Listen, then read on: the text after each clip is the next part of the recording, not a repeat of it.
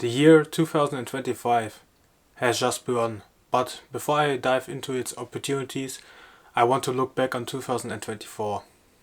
Why 2023 was overshadowed by self-doubt and uncertainty, 2024 marked a transformative shift.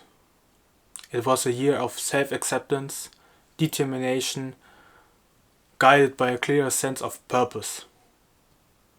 Let me take you through the highlights of this year's month by month.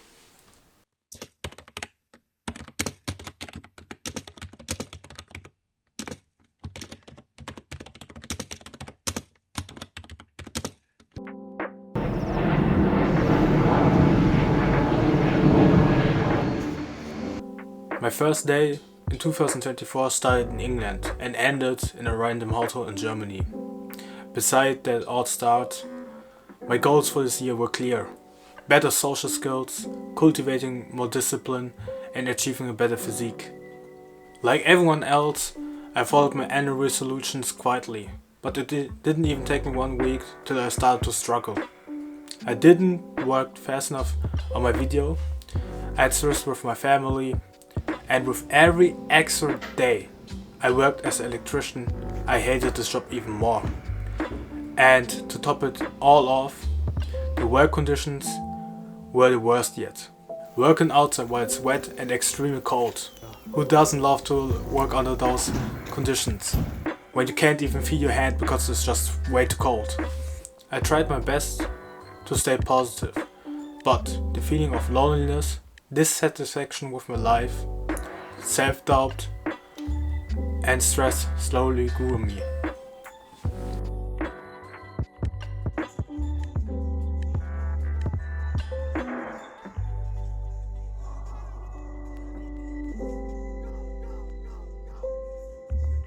This month, my constant fight with my dad reached their peak. I noticed how my thoughts towards him became more negative. And I hated myself for that, because I wanted to improve our relationship, not worsen it. In February, I also searched an internship, which I needed in order to join my university. But I only received rejections after rejections, which made me worried. By the end of the month, I was completely exhausted from all those declines. Fights with my dad, my work, and winter depression as a whole. But I had one thing looking towards to: visiting my family in the Philippines.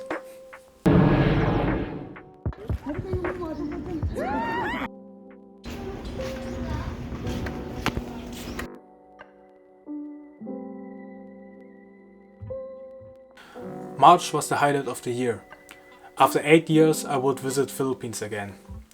I was excited but nervous. Would I reconnect with my family? Would Philippines still feel like home? But after taking the first step out of the airport in Cebu, all those questions vanished immediately. The hot sun, all the noise, and the smell I can't even describe, all screamed, I'm finally home again. I didn't have any problems reconnecting with my family. It was like rediscovering an old pathway I didn't use for a long time.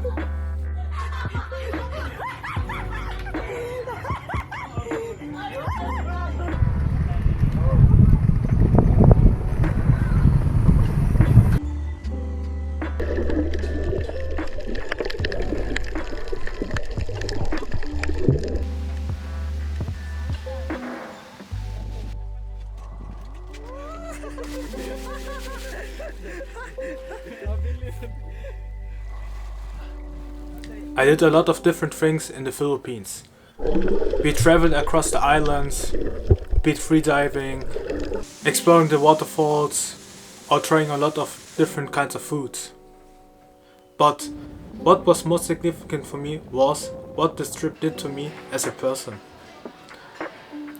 That trip didn't just reconnect me with my family, it also reminded me who I am and where I come from.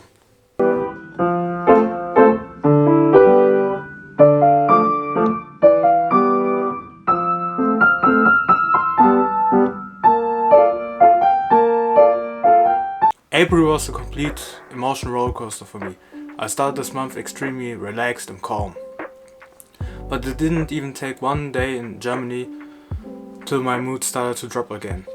I noticed something was wrong, because after a whole month of vacation I already felt burnt out again.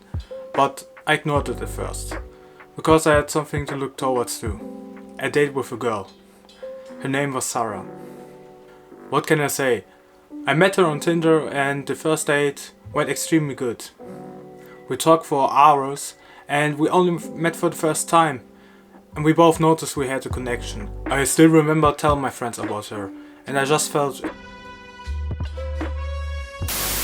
for the first few days. But that feeling of invincibility didn't last long. It was Monday, the weather was depressing grey and work was stressful. Because there was some random old guy who thought it would be funny to scream at me all day. Only because I tried to do my work I hate doing. After work and after the gym, I drove aimlessly through the city. And this became something I did quite often in this month to avoid being home. And on my way back home, my mother called me. She started questioning my life decisions in a loud tone and tried to give me useful tips. Normally, I would just listen and say yes. But she didn't stop talking and she kept stressing me out. In that moment, all the bottled up stress just exploded inside of me, and I had a completely mental breakdown. I shouted and cried like a maniac at her and told her what was bugging me, but my mother didn't fight back, she only listened. She instantly apologized for yelling at me, and after a longer discussion, one thing was clear: I needed to change my environment. This meant quitting my job. So I talked with my boss and told him I was quitting by the end of the month. Then I talked with some relatives and explained to my situation. Fortunately, they told me I could move at the place. So I talked with my auntie and with my dad and moved out within a week. To say they were shocked would be an understatement. To be honest, I felt guilty after moving out. Living with them wasn't only bad, I had also a lot of fun with them and nice moments. And I could see how visibly hurt they were by my decision. Something in my head wanted to fix that somehow, but that wasn't possible. As you can see, I choose myself. Necessary egotism. I have this habit of putting others before myself.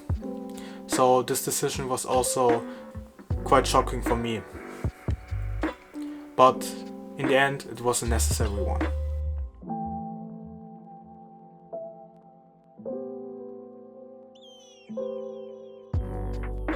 This was the first month where I quitted my job and moved out. I tried my best to use my time productively, because I was still in search for an internship. Fortunately, a friend of mine gave me a tip where I could send my application. It didn't take long before the company invited me for an interview. I still remember how nervous I was, but in the end, they offered me a 3-month internship. That wasn't the only good thing that happened to me. Since April, I was dating with Sarah, and on the 11th May, she became my girlfriend. Some might say entering a relationship only after 1 month is way too quick, but to this day I don't regret this decision. However, the month wasn't completely positive. In one morning, my auntie called me. My dad was in the hospital. I visited my dad every day in the hospital for 2 weeks, and I also tried to support my auntie while my dad wasn't at home. Thankfully, after 2 weeks, he returned home.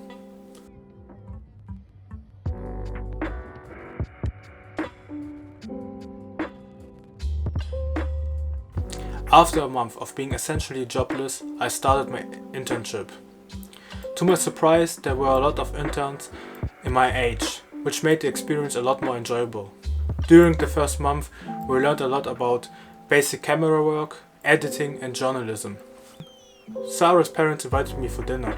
My mind was full of wide scenarios how the meeting would go. I knew most of my worries were only in my head, but I was still nervous. The funny thing is, it turned out the parents were also nervous about meeting me. I got along with them well, and all my worrying seemed pointless. The last 2 weeks were filled with celebrations. First we celebrated my birthday and then Sarah's birthday. The rest of the month was pretty calm.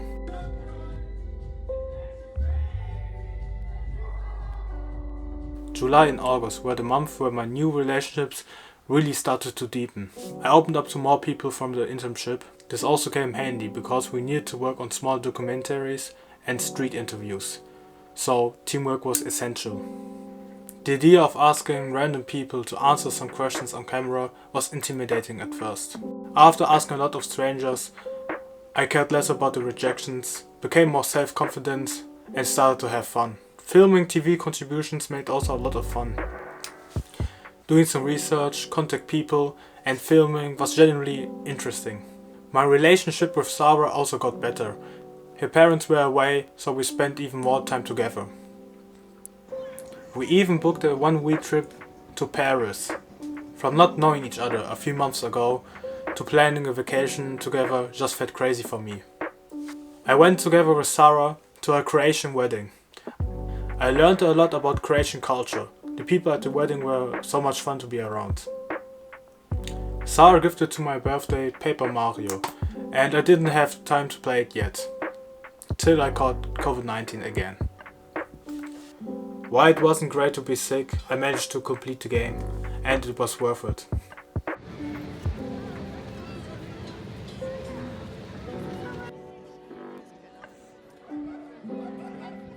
The highlight of August was our trip to Paris. It was one of the best vacations I ever had. Paris felt like a glimpse into what it would look like if Sarah and I would live together, and I loved the experience. Unfortunately, Sarah fell sick of our last days of our trip. But even that turned out well. I got her some medicine, we watched some movies, I cooked some food for her, and it was just nice. It reminded me that you don't need grand plans to enjoy each other's company.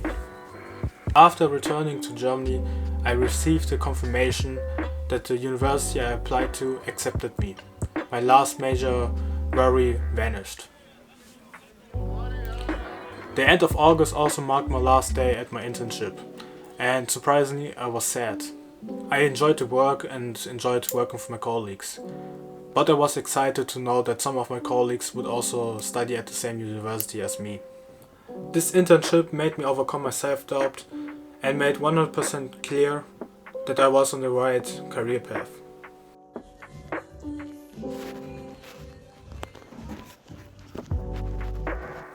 The beginning of September was uneventful. I just relaxed while I was waiting for my college to start. 1 week before classes began, my dad asked me if I could help him with work. I agreed. But suddenly, during work, he had a stroke. I immediately called an ambulance and they brought him to the hospital. The following next days were the worst days of my whole year. I was completely stressed driving back and forth, bringing him supplies. Everyone called me and asked about my dad's condition. While I appreciated the concern, it added to the pressure. I tried to keep my emotions in check in order to avoid worrying others. College started in the last week of September, but my mind was still preoccupied with my dad. I reconnected with some friends from the internship and made some new friends, but I wasn't really in the mood for a party.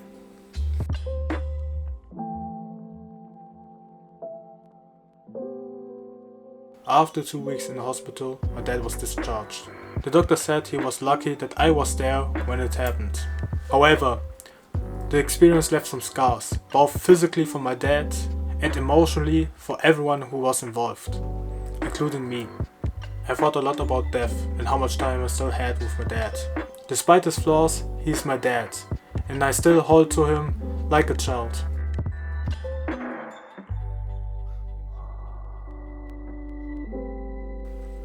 In November, my dad was in rehab, which allowed me to focus fully on my college. It was a perfect distraction, and I felt confident in my chosen field. I worked on projects with friends and I had genuinely fun. However, I started to struggle with money. Being broke wasn't new to me, but it felt genuinely worse because I had a girlfriend now. Not being able to take her out just felt like shit. I needed to ask my mother for money, and I promised to myself this will be the last time.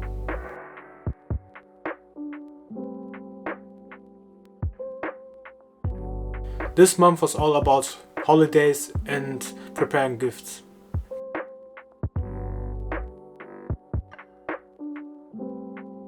It was a calm end to a challenging but rewarding end.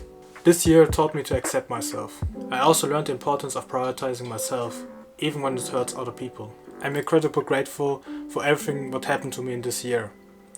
And I will try my best to make 2025 as good as 2024, maybe even better. That's all for today. Happy New Year and Akasia out.